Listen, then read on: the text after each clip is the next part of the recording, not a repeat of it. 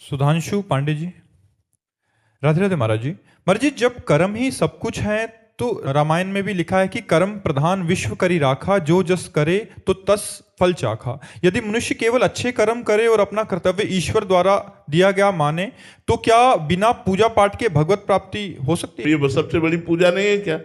इससे बड़ी कोई और पूजा है क्या?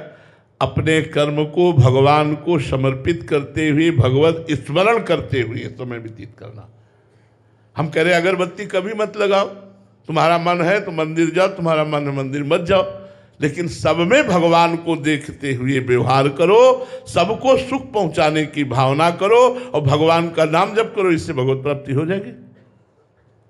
पर केवल कर्म करने से नहीं, कर्म योग से भगवत प्राप्ति होगी। योग तभी होता है जो भगवान को समर्पित होता है।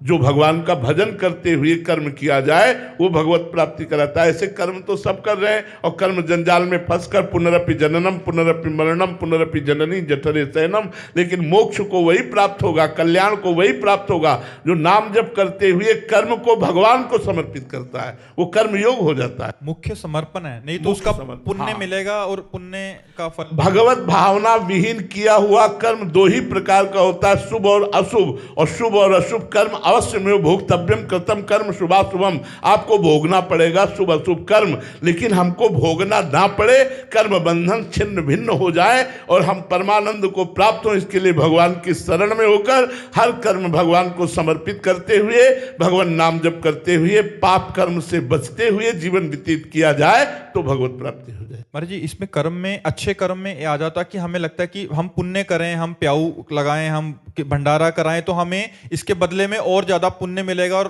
अच्छे लोगों की प्राप्ति होगी, बस इतना भाव रहता है। बट ये जो मुक्ति वाला है, लेकिन रुपया कमाना, रुपया जेब में रखना, लेकिन ठगों से बचा पाना,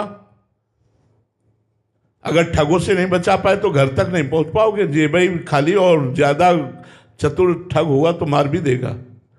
ये काम क्रोध लोभ मोह मद मत्सर, ये बहुत बड़े ठग है, तुम्हारे पुण्यों को एक सेकंड में चुरा लेंगे यदि नाम जप नहीं है तो। भगवान की शरणागति नहीं है, नाम जप नहीं। अब देखो, महाराज ययाति अपने पुण्य बल से स्वर्ग, महाभारत की कथा है, महाराज ययाति अपने पुण्य बल से स्वर्ग में खूब आनंद लूट रहे थे, तो देवराज इंद्र ने देखा कि इनका तो पुण्य नहीं खत्म हो रहा, इतने बड़े पुण्यवान है, तो उन्होंने एक चाल चली, बड़ी सभा में बुलाया और कहा, महाराज आप इतने बड़े पुण्यात्मा हैं कि इतने समय से स्वर्ग का भोग कर रहे हैं लेकिन आपके पुण्य नष्ट नहीं हो रहे, ऐसा आपने क्या किया? बस उनकी वाणी से निकल गया अहंकार भरा शब्द कि आज तक न कोई ऐसा हुआ है न होगा जैसा मैंने दान किया, जैसा मैंने तप किया। बस इतना बोलते ही सारे पुण्य नष्ट हो गए, खोपड़ी के बल स्वर्ग से नीचे गिरने लगे। तब देवराज इंद्र से प्रार्थना की कि मैं समझ नहीं पाया, मेरे से गलती हो गई, गिर तो रहा हूं लेकिन गिरूं वहां जहां संत जन हो। तो महाराज शिवी आदि बड़े बड़े संत राजा विराजमान थे, वहीं वो आ रहे थे। उन्होंने कहा ये तो कोई पुण्यात्मा आ रहा है। उन्होंने कहा मैं अपना पुण्य देता हूं, तुम वहीं रुक जाओ। तुरंत वही रुक गए, चारों ने अपना पुण्य दिया, फिर स्वर्ग पहुंच गए।